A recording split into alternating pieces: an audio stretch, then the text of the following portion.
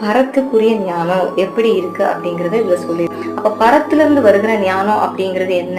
கர்த்தருக்கு பயப்படுதலே ஞானத்தின் ஆரம்பம் அப்படின்ட்டு வேதத்துல சொல்லியிருக்கு. பரத்துல இருந்து வருகிற அந்த மெய் ஞானம் எப்ப தொடங்குதுன்னா கர்த்தருக்கு பயப்படும் போது. கர்த்தருக்கு பயப்படுதல் அப்படின்னா என்ன? தீமை வெறுப்பதே கர்த்தருக்கு பயப்படும் பயம்.